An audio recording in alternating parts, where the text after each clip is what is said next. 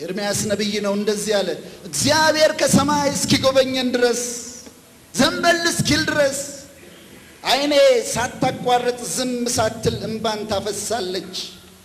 ያለ ከልካይ ያለቅሳል ኢየሩሳሌምን ይመክራታል እንባሽን ቀንና ሌሊት አፍስሽው አታቋርጭ አልቅሽ ይላታል አልቅሽ ኢየሩሳሌም እግዚአብሔር እስከሚመለከትሽ ድረስ አልቅሽ ግድ የለም ይመክራታል ሰቆቃ የበዛበት ሰው ነው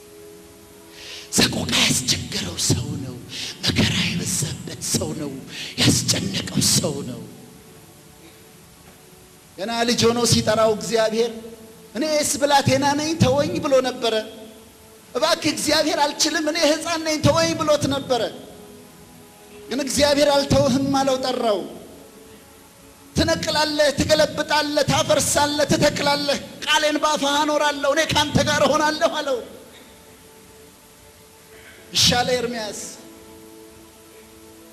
የሚያገለግልበት ህዝብ ግን አልሰማሉት ቢነግራቸው አልሰማሉት ይተፉበታል በጥፊ ይመቱታል ያዋርዱታል ተወይ ብዬህ ነበር እኮ ይላል ሰቆቃ እንዲህ ያለው የተወለደበትን ቀን ረገመ ኤርምያስ ከመከራ ብዛት በጣም የሚገርመኝ ግን ልገራችሁ የተወለደበትን ቀን መርገሙ አይደለም የሚገርመኝ